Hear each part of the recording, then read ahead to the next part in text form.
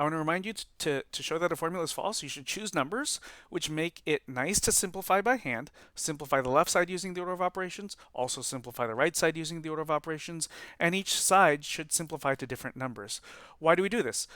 Because showing that a formula doesn't work just once makes a formula untrustworthy. That's how a formula is false. A false formula just has to be false once. On the other hand, for a true formula, don't plug in numbers, right? So and don't plug in numbers. Don't use circular reasoning. That is, sometimes people try to use the formula itself to prove the formula. It's like people, yeah, don't rely on the formula to say the formula is true.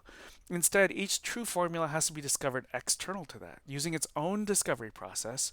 I remind you things like the areas of rectangles, or gluing sticks together, or pizza, or the exponent ladder thing that we just saw. Um, Now, for some true formulas, there's going to be one minor exception, and it's for these few exponent formulas that we are about to see. So for these new formulas, you may plug in numbers, but just for the exponents and not for the bases. There's a good reason to say don't plug in for the bases. I am trying to save you time. So here are two true formulas. A to the m times a to the n equals a to the m plus n. And then another true formula is a to the m quantity to the nth equals a to the m times n. The reason that people confuse these two formulas for each other, often people will have the wires switched. This one will turn into that. Um, like the left side of one formula will actually turn into the right side of the other formula. I think the reason for the confusion is the right sides of the formulas look so similar. Look, both just have a base of a, and then the exponent is either m plus n or it's m times n. So those look confusing. It's easy, natural to take a to the m times a to the n and accidentally turn this into a to the m times n. But how do you show that these formulas are true? I want you to plug in numbers for the exponents and not for the bases. Please plug in small numbers for the exponents. So the whole point of not plugging in for the base is we just want to count how many times the base appears. Small numbers, maybe like 2, 3, 4, maybe 5. But don't pick the same number for m and n because then it's confusing. It's hard to account for what's going on. Also, please don't pick m and n to both be 2 because 2 plus 2 and 2 times 2 are coincidentally the same. So let's go through this by example. Why is this formula a to the m times a to the n equals a to the m plus n true? Well, I'll just pick m is 3 and n is 4, for instance. So the left side, a to the m times a to the n, well, let's plug in the 3 and the 4 for the m and the n, and a cubed. Well, what does cubed mean? It means multiply the thing by itself a total of 3 times. So a times a times a replaces a cubed.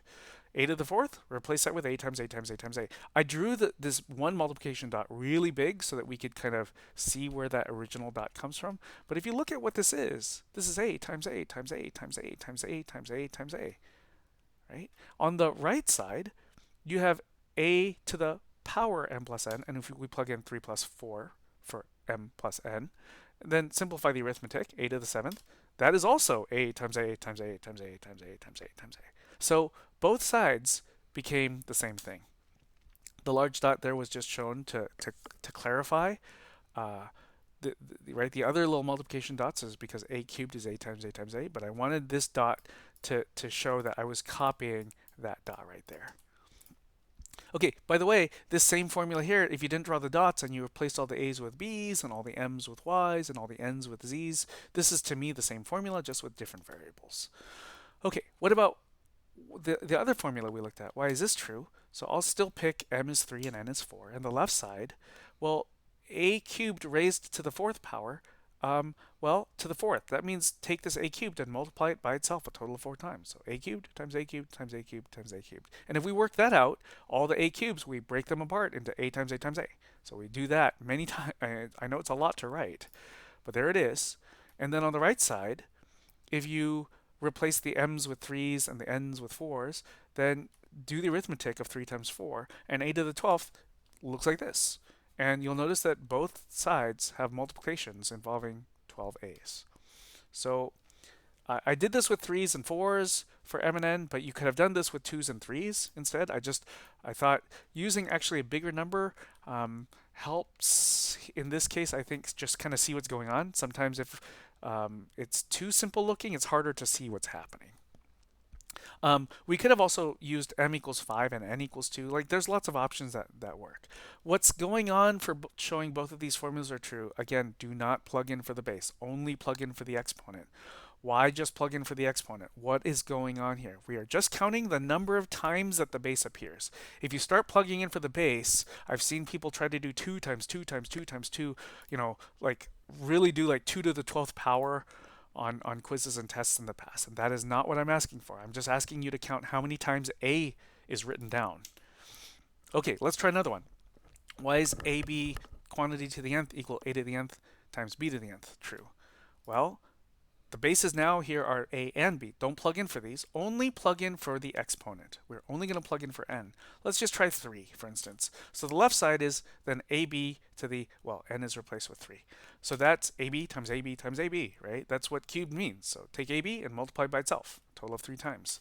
We can rearrange, we can remove the dots. We can take the others, the right side, A to the third times B to the third, and that's B, and both sides are just multiplications all the way through. And we can actually remember that for multiplication, you can switch up the order, you can shuffle things around. So they're actually equal, right? Both AB, and B. I didn't say times each time, but these are equal because we can shift around the order things are written in for multiplication. Again, all we're doing here is counting the number of times each base appears. In both expressions, A appears as a factor 3 times and B appears as a factor 3 times. That's all we're doing, right? We're just counting that there's 3 A's and 3 B's.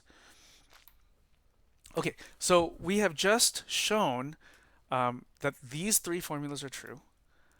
Just as a little bit of a check-in, if you had x to the 4th quantity to the yth power, which of these formulas applies? And then after determining which formula applies, what would this become when applying the formula? So I hope you notice that this is the shape of the left side of the second formula, right? So x would be A, and x would be plugged in for the A. What would we plug in for the m? That'd be the 4. And then the n is outside the parentheses. That's got to be this y right here, right? So taking the original, what's in the question, which looks like the left side, we'd like to rewrite it to look like the right side. That'll be x to the power 4 times y, since we had a to the power m times n. What about this one? This one looks a little strange. If you had 3 to the t times r to the t, which formula applies, and what would this become using that formula?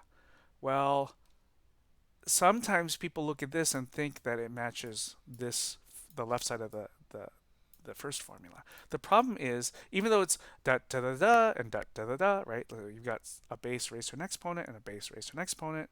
The problem is in Formula 1, the left side, you have to have the same base. And here you have a 3 and then you have an r. So there's actually this shape elsewhere, and it's the right side of the third formula. See, the right side of the third formula, there's an a and a b, so the bases are allowed to be different. The exponents must be the same. See, they're both n's, and that's what we have here with the t's. So we'll say that we're going to apply formula 3, but from right to left. So we've got a thing that looks like this, a to the n times b to the n. We're going to turn it into a thing that looks like that, ab quantity to the nth. So 3 to the t, r to the t turns into 3r to the t. Interactive question in the same format. If you had 3x quantity to the second power, which formula applies and what would the expression become?